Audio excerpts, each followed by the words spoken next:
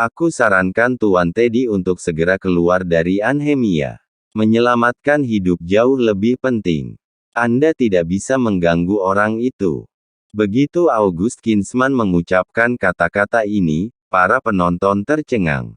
Termasuk Tuan Teddy tercengang. Apa? Menyuruhku keluar dari Anhemia? Ya, kamar dagang Anhemia kami juga menyarankan agar Tuan Teddy meninggalkan Anhemia. Anhemia benar-benar berbeda dari yang dibayangkan Tuan Teddy, kemungkinan besar Anda akan hancur di sini. Bobby Lange bersama yang lain berkata. Akhirnya, Regan Spencer juga berkata, ya, itu benar. Tuan Teddy Anda tidak bisa mengganggunya. 3 bos terkuat di Anhemia menyarankan bersama. Mengejutkan. August Kinsman dan yang lainnya tidak berani mengatakan ini sebelumnya.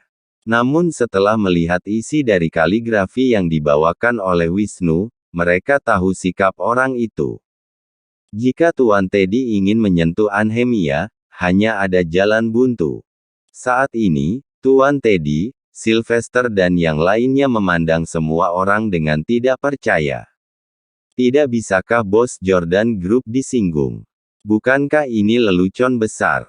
Tidak ada seorang pun yang tidak bisa disinggung oleh Tuan Teddy, kecuali satu orang di seluruh South Mantis. Satu-satunya orang yang tidak bisa dia singgung ada di South Mantis, bukan di Anhemia. Oh begitu. Tuan Teddy tiba-tiba tertawa. Dia mengerti orang-orang Anhemia ini tidak ingin dirinya berkembang di Anhemia, karena dia ingin menyentuh wilayah mereka. Jadi orang-orang ini dengan sengaja menggunakan bos Jordan Group untuk menekan dirinya, mencoba memaksanya untuk meninggalkan Anhemia. Tapi tidak mungkin. Semakin tidak bisa disinggung, Tuan Teddy semakin ingin mencobanya. Dia pasti akan melahap pasar Anhemia ini. Dia ingin menghancurkan Jordan Group, juga ingin membunuh Nathan. Bila Tuan Teddy ingin melakukannya, maka Raja Langit datang pun tidak bisa menghentikannya. Tuan Teddy memandang semua orang dan mencibir, topik pesta makan malam sangat sederhana. Aku ingin berkembang di Anhemia di masa depan, aku ingin tumbuh lebih besar dan lebih kuat bersama kalian. Bila percaya padaku silakan bersuara, di masa depan urusan kalian adalah urusanku juga. Maksud Tuan Teddy sangat sederhana. Ingin semua orang yang hadir berpihak padanya. Akhirnya saat ini tiba. Semua orang gemetar. Regan Spencer, August Kinsman dan Bobby Lange adalah yang pertama bersuara, kami telah pensiun, semua perselisihan di Anhemia kami tidak bisa ikut campur. Oke, bagaimana dengan yang lain? Tuan Teddy menatap yang lain. Aku memilih untuk mengikuti Tuan Teddy. Aku juga memilih untuk mengikuti Tuan Teddy. Setiap orang telah menyatakan pendapat mereka bahwa mereka akan menjadi anjing pengikut Tuan Teddy. Aku memilih tidak berpihak. Aku juga. Ada juga beberapa kelompok yang memilih untuk netral. Pada akhirnya, 3 raksasa dengan nama yang sama dengan keluarga Garrett, Wendy dan Cahya, juga memilih untuk bersikap netral. Aset mereka bernilai puluhan triliun, mereka dapat berkembang sendiri. Mendengar pilihan ketiga orang ini, Tuan Teddy langsung tidak senang. Semua orang ketakutan. Belum lagi dia akan berhadapan dengan Tuan Teddy, hidup mereka pasti akan menjadi sulit. Segera semua orang yang memiliki kekuatan mengungkapkan pendapat mereka. Setengah mengikuti Tuan Teddy dan umumnya memilih untuk bersikap netral. Siapa yang berikutnya? Tuan Teddy bertanya. Semua orang menatap Burhan Garrett bersamaan. Satu-satunya yang tidak membuat pernyataan adalah dia. Tuan Burhan Garrett, apa jawabanmu? Aku tahu kamu sangat kuat sekarang, silakan pilih dengan hati-hati. Tuan Teddy tertawa. Burhan Garrett mengerti. Tidak peduli apa pilihannya, dia adalah musuh nomor 1 Tuan Teddy. Saat ini pilihannya sangat menentukan. Sudah waktunya baginya untuk berpihak. Jika dia tidak memilih berpihak pada siapapun, Tuan Teddy setidaknya tidak akan mempersulitnya. Tapi dia tidak akan memilih untuk bersikap netral. Tentu saja, dia juga tidak akan memilih untuk mengikuti Tuan Teddy. Pilihanku adalah untuk berdiri dengan Jordan Group. Ish. Ketika Burhan Gareth mengucapkan kata-kata ini, para penonton terdiam. Segera, suara tarikan napas terdengar tanpa henti. Mata semua orang mencuat keluar menatap Burhan Gareth dengan tidak percaya. Semua orang tidak bisa membayangkan bahwa suara ketiga muncul. Adakah orang yang memilih bersama Jordan Group yang merupakan musuh Tuan Teddy? Bukankah ini cari mati? Mata menakutkan Tuan Teddy menyapu, membuat Burhan Gareth gemetar. Dia sudah merasakan sebuah aura ketakutan. Aku akan bertanya sekali lagi padamu, apa pilihanmu? Tuan Teddy tiba-tiba merendahkan suaranya dan berkata dengan suara yang rendah. Semua orang bisa melihat bahwa Tuan Teddy marah. Provokasi berulang telah membuat Tuan Teddy marah. Tubuh Burhan Gareth gemetar. Tapi pilihannya tidak akan berubah. Karena berdiri di sisi Jordan Group setara dengan berdiri di tim Nathan. Dia adalah dewa perang Kunlun. Tidak peduli seberapa kuat Tuan Teddy, bisakah sekuat dewa perang Kunlun? Alasan mengapa dia sekarang memiliki gelar orang nomor satu di Anhemia terutama karena berada di belakang Nathan. Kalau tidak, keluarga Gareth sudah lama musnah. Sekarang saatnya dia menunjukkan kesetiaannya kepada Nathan. Aku akan mengatakannya lagi, aku memilih untuk berdiri dengan Jordan Group. Siapapun yang menjadi musuh Jordan Group adalah musuh keluarga Garethku. Burhan Gareth berkata dengan keras. Semua orang tidak bisa memahami keputusan Burhan Gareth. Jika tidak memilih Tuan Teddy, Anda bisa bersikap netral. Mengapa harus mengatakannya di depan muka Tuan Teddy? Apa sudah bosan hidup? Bagus bagus bagus. Tuan Teddy berteriak bagus 3 kali berturut-turut. Bahkan dia sendiri merasa takjub. Setelah tiba di Anhemia, dia berpikir pasti dengan satu suaranya akan menundukkan ratusan orang. Tapi bagaimana dia tahu, hari pertama di Anhemia, sudah diprovokasi berkali-kali. Nathan menamparkan wajahnya dengan paksa. Jordan Group berteriak dengan dominan. Keluarga Gareth memilih untuk bermusuhan. Harga dirinya hilang. Harga diri Raja Neraka Tuan Teddy berpuluh-puluh tahun hilang. Marah. Kemarahan tak berujung. Tuan Teddy tersenyum, apa karena aku sudah lama tidak ke Anhemia, semua orang telah melupakan keberadaanku. Kami tidak akan berani. Orang-orang ketakutan. Tuan Teddy tersenyum pada Sylvester. Sylvester, sepertinya kita perlu melakukan sesuatu untuk memberi tahu orang lain bahwa Raja Neraka masih ada. Sylvester mengangguk, Tuan Teddy, aku akan segera mengaturnya.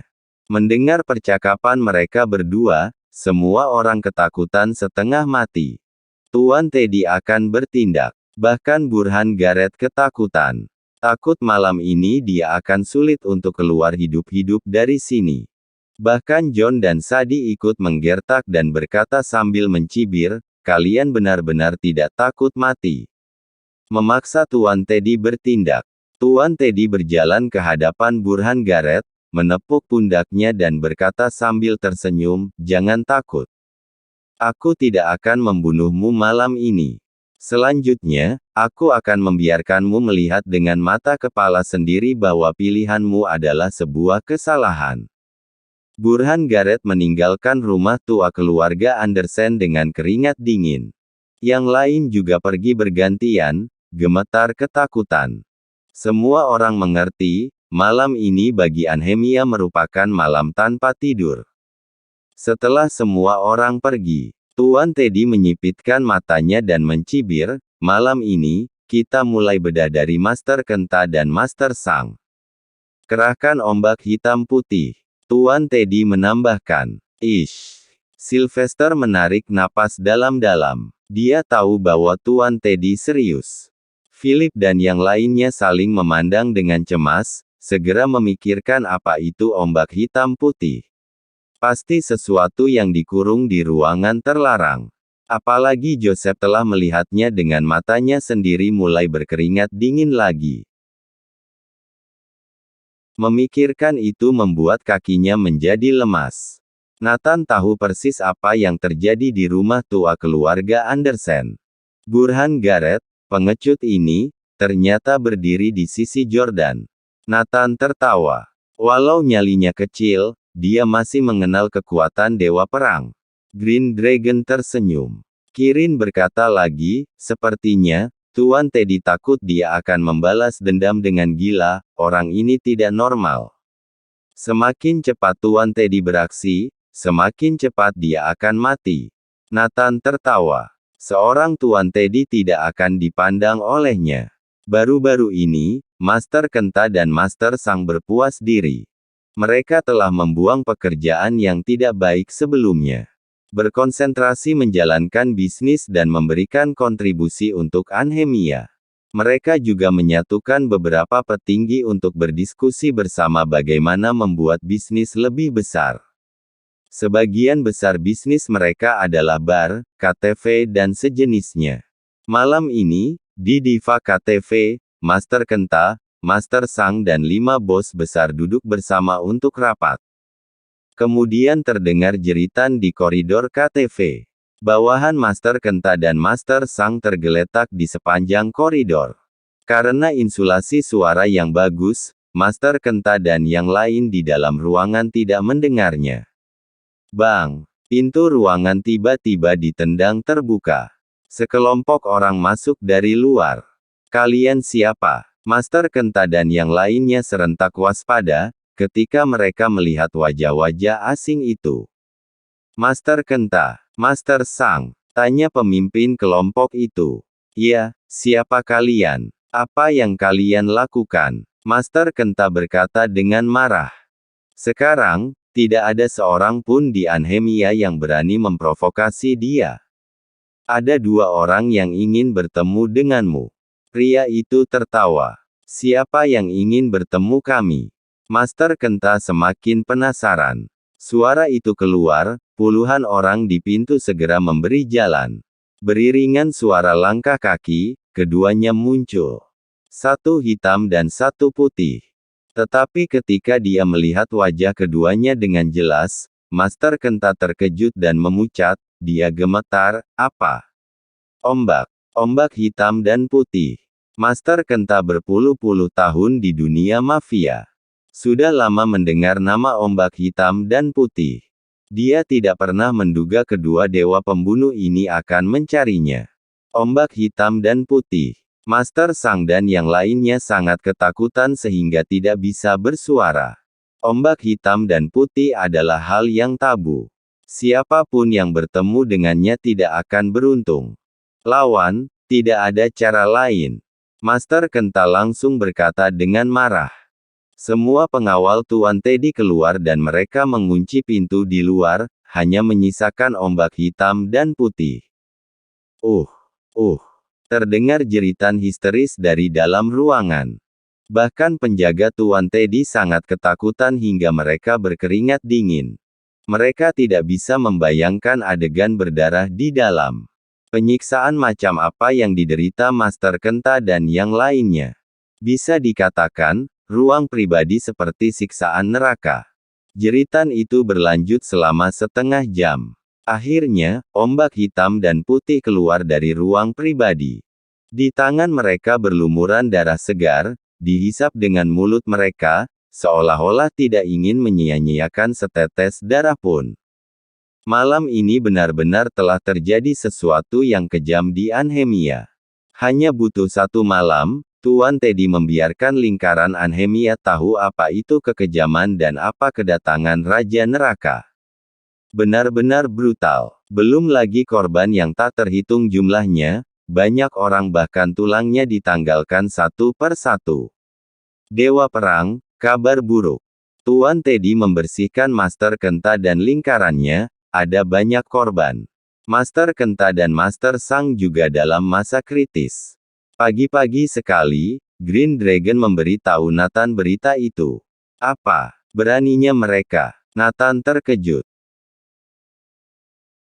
Iya, Tuan Teddy ini benar-benar orang gila. Green Dragon menghela nafas, menurut kabar dia memiliki dua bawahan yang sangat menakutkan, aksi mereka terlalu kejam, banyak orang digigit sampai mati. Meskipun Master Kenta dan Master Sang memiliki banyak anak buah, mereka sama sekali bukan lawan dari keduanya. Petik 2. Mungkin itu ombak hitam dan putih yang dikatakan Burhan Gareth, kata Nathan. Dewa perang apa masih ingat Tadao? Nathan mengangguk. Tadao sudah banyak membantunya. Tadi malam, Tadao mati disedot darahnya sampai kering oleh ombak hitam dan putih. Green Dragon menyampaikan kabar yang mengerikan. Ekspresi Nathan datar. Tapi sebenarnya sangat marah. Ayo, kita jenguk Master Kenta. Ketika sampai ke rumah sakit, terlihat Master Kenta dan Master Sang terbungkus seperti lemper. Nathan mengerti betapa tragisnya mereka tadi malam. Master Kenta mengalami 87 patah tulang dan 105 luka di tubuhnya. Master Sang mengalami 76 patah tulang dan 88 luka di tubuhnya. Green Dragon memberitahu Nathan tentang cedera mereka. Melihat kondisi mereka bisa bertahan hidup adalah sebuah keajaiban.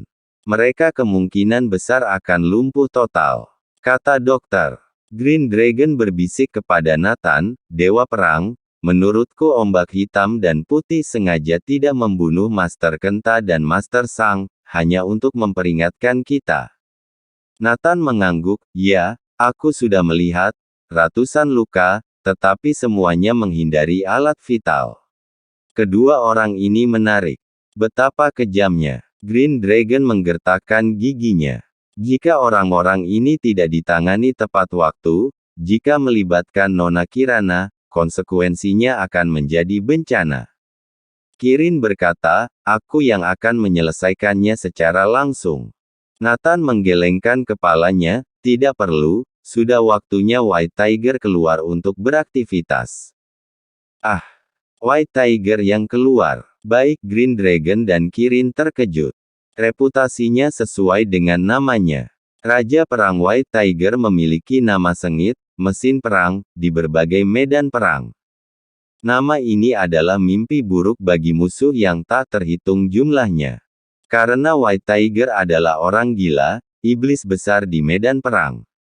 Di antara 5 raja perang besar, kekuatan tempur dia yang tertinggi. Suatu ketika White Tiger menyerbu keluar dari puluhan ribu musuh sendirian, tanpa cedera.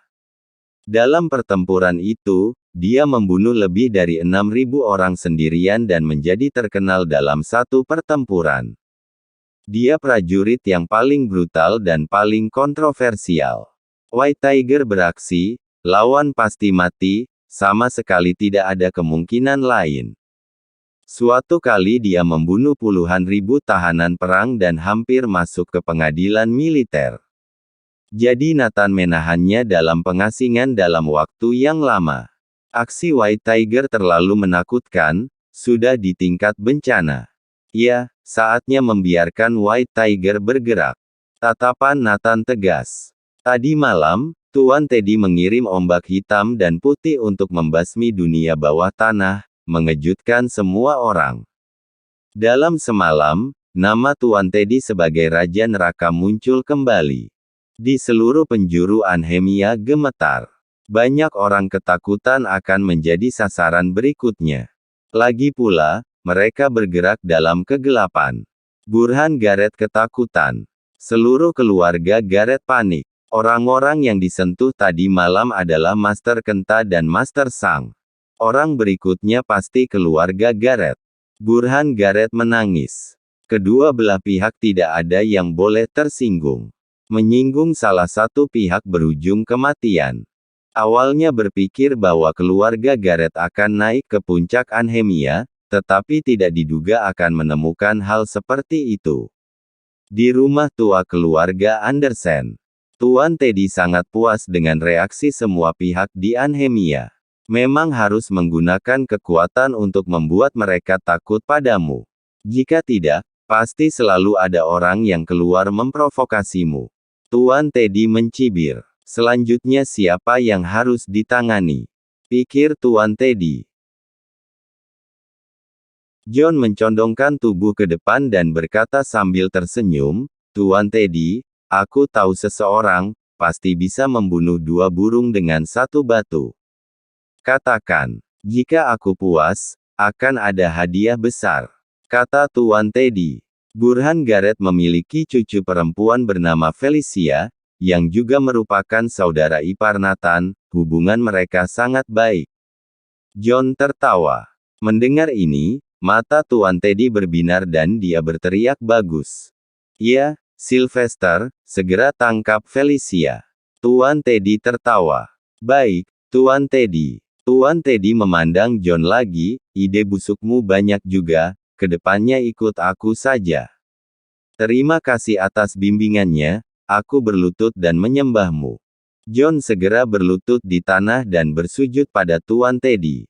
Mengikuti Tuan Teddy, di masa depan bisa bebas berjalan di Anhemia. Felicia saat ini sedang magang melakukan riset pasar. Di malam hari, tepat ketika dia dan teman-teman sekelasnya beranjak pulang, beberapa pria besar maju mendekatinya. Nona Garrett, ikut kami. Salah satu wanita akan membawa Felicia pergi. Kenapa? Aku tidak mengenal kalian. Felicia tampak tidak senang. Dalam teman sekelas Felicia ada banyak yang sedang mengejarnya, mereka langsung keberatan. Apa yang akan kalian lakukan? Beberapa teman pria tinggi berjalan di depannya dan melindungi Felicia. Bang, bang. Jawabannya adalah pukulan keras, yang menyebabkan darah mengalir dan batang hidungnya patah. Di depan semua orang, Felicia dibawa pergi. Nathan sedang meminum teh di Jordan Group. Tiba-tiba, Kapten Keamanan Wisnu menelepon. Kak Nathan, kabar buruk. Ada berita dari keluarga Andersen bahwa adik iparmu ada di tangan mereka. Jika kamu tidak tiba di rumah tua keluarga Andersen sebelum pukul 12, Felicia akan diserahkan kepada Ombak Hitam dan Putih. Kata Wisnu. Apa? Felicia ditangkap. Cari mati. Nathan berkata dengan marah. Dia sudah mengirim orang di sisi Kirana untuk melindunginya. Hanya saja tidak menduga sama sekali mengincar Felicia. Jika Felicia jatuh ke tangan Ombak Hitam dan Putih, akan berbahaya. Menurut laporan, Ombak Hitam dan Putih bukan hanya Algojo yang brutal, tetapi juga 2 setan seks. Sisi lain, Burhan Garrett dari keluarga Garrett juga mendapat kabar, Felicia ditangkap. Burhan Garrett bimbang, ini adalah cucu kesayangannya. Malam, di rumah tua keluarga Andersen, Felicia dikunci di sebuah ruangan kecil. Tapi ada suara di ruangan sebelahnya, seolah-olah 2 binatang buas dikurung, mengeluarkan nafas berat yang menyebar masuk. Ada jendela antara 2 sekat kamar yang dapat saling melihat satu sama lain. Ketika Felicia melihat 2 monster di kamar sebelah dengan jelas, dia berteriak ketakutan. Keduanya berpakaian satu hitam dan satu putih, tetapi bulu di tubuh mereka sangat lebat.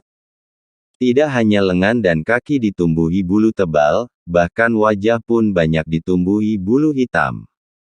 Terlihat seperti orang primitif yang terbelakang. Keduanya telah hidup dengan serigala sejak kecil, secara alami mereka dipengaruhi kebiasaan dan karakteristik serigala. Keduanya menyeringai pada Felicia, mengeluarkan bau darah dan bau busuk. Mata keduanya sama menakutkannya dengan binatang, hanya menatap sekali pada Felicia, sudah membuatnya menangis. Tuan Teddy datang ke ruang terlarang dan berkata sambil tersenyum, gadis ini kuhadiahkan pada kalian. Setelah menikmatinya, nanti bantu aku membunuh orang. Ombak Hitam dan Putih segera mengangguk, menatap Felicia dengan penuh nafsu dahaga.